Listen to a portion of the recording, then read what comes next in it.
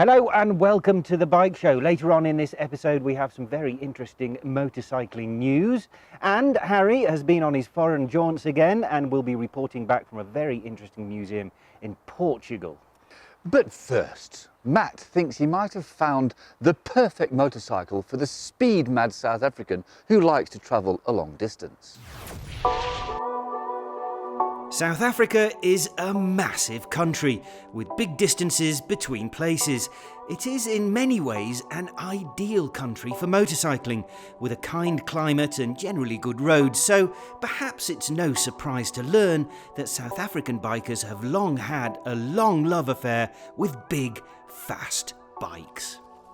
Super Tourers are pretty rapid these days, but still aren't quick enough, and they aren't particularly sporty.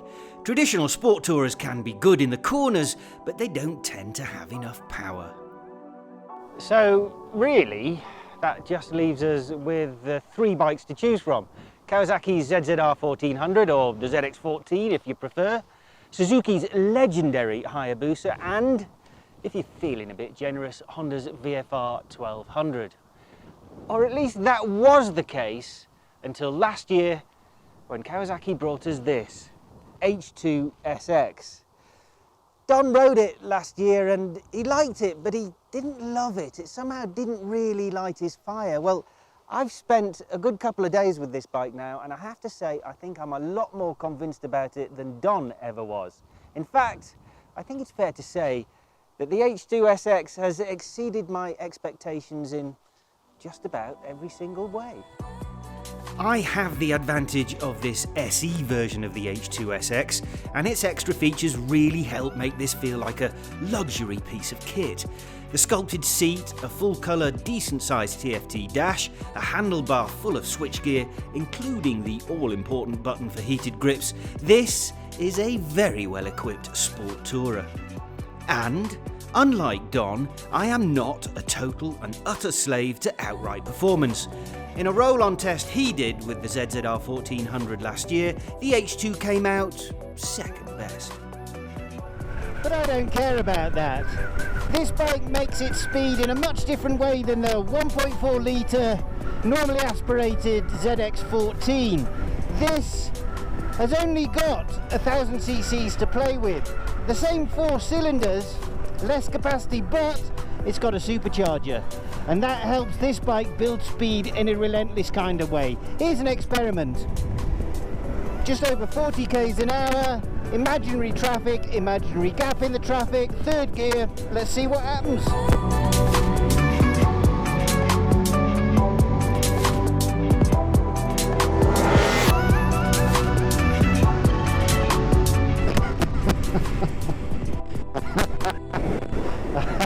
Quite a lot.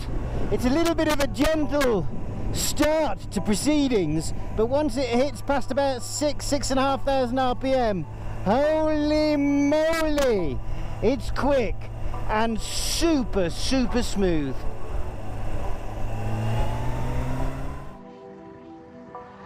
Although it's obviously manically fast at the top end, lots of engine work has been done to the standard H2 engine to make this SX version more usable on the road.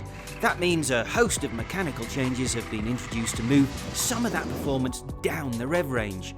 It has succeeded, to a certain degree.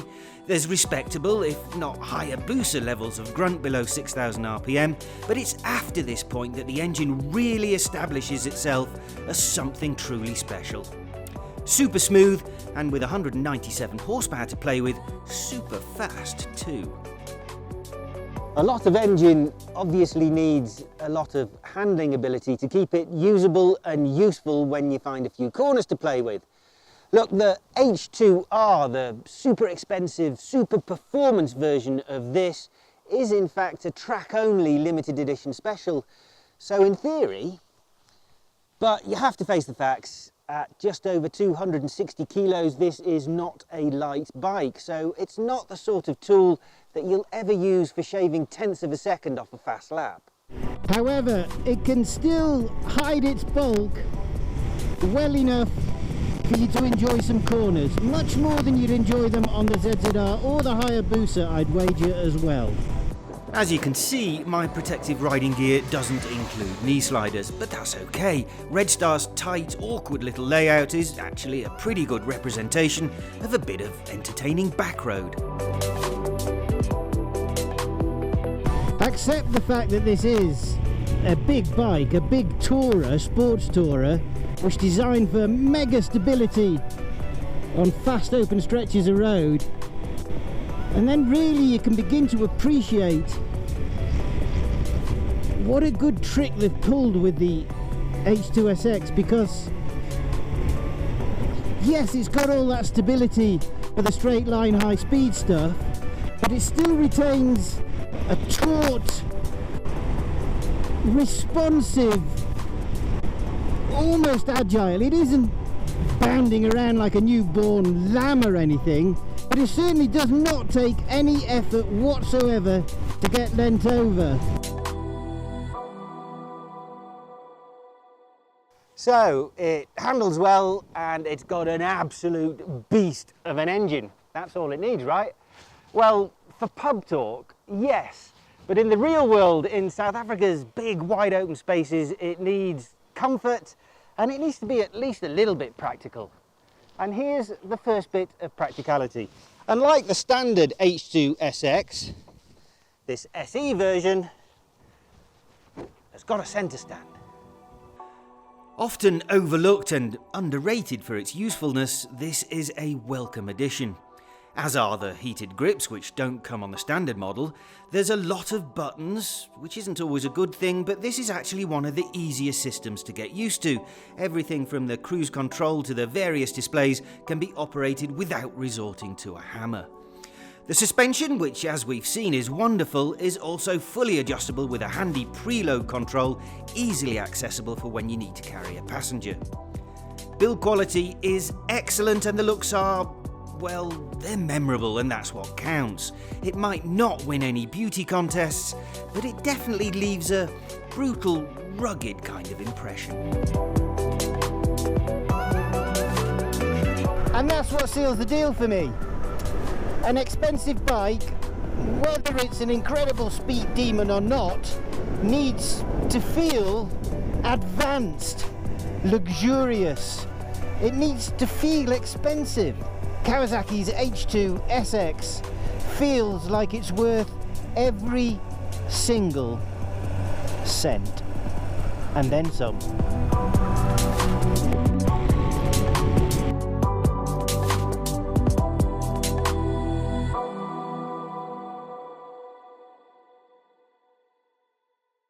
Well, that was very interesting, and it is a lovely bike, but I do have to say it is a sports touring motorcycle. Very sporty. And if you're riding it on the track, Yeah, is that really its natural habitat? No, it isn't, but give me a break. You know what it's like living around Joburg. You could travel hundreds of kilometres in any direction to find a corner, so Red Star, it's the perfect environment, really. And I'm glad I did it, by the way, because look, this thing has got a beast of an engine, which is, you know, its centrepiece, that's what it's all about, but the handling to me was the biggest surprise, because it's damned good, it really is. Is it? Because it's a big thing. Yeah, it's I know, big... but taut, obviously the balance is right, the suspension kind of straddles that fine line between too hard for the road, which it isn't, but being really nicely set up for the track, or a twisty back road. So yeah, brilliant, really, really super impressed. There's some quite interesting technology on this bike. I mean, these little cornering lights. How cool. Do they work? I thought they were gimmicky, and then I happened to ride it at night, and I tell you what, they really do work. I think there's 3 lights. You get one on for 10 degrees of lean angle, then at 20 degrees of lean angle it changes again, and so on. And 30 degrees you get full illumination. On a slow corner, I did notice it, and it works. High-speed corners, not so sure. The other thing I have read online from owners is that with it lighting up sort of unexpectedly, it can startle oncoming car drivers. Flashing, and it's quite bright, so people are flashing you back. Okay. Something to bear in mind, but I really like it. I think it's the way to go. Now, one of the treats of the original H2 was that valve flutter. That I mean, good impression. Was that bad? That was great. Yeah. Well, if you do that sound again, that's exactly how it is on the yes, on the SX SE. Yeah, they're brilliant. Does it? Yeah, I know. What a free piece of amazingness. And you just find yourself just backing up. Oh no, just completely. To do it, Yeah. don't you? So yeah, it's still there, present and correct. There are a couple of issues I have with the bike. Nothing nothing too bad. But with it being a sport tourer, and it does have a special seat, this SE version, it's still not very good. It's not very comfortable. Not good for a long time in the saddle, no, which is a bit disappointing. Well, that brings me to my next question. Would you be spending a long time? What's the fuel? 'Cause I mean, it's a performance bike. It's got this massive engine. What's the fuel range like? When you fill it up, it's a 19-litre tank. When you fill it up, it says range somewhere just over 300 k's usually. But if you ride it with vigour, shall I say, 250 k's max is realistic. And if you ride it properly hard, then 200 k's just over. Which, given the uncomfortableness of the yes, seat, it'd be nice to get off and make your eyes go from like this to just calm down relax a again. little It bit. is brutally, entertainingly fast. It's a fantastic piece of kit. well, can't say fairer than that. So after the break, I'll be taking things a little slower in Portugal.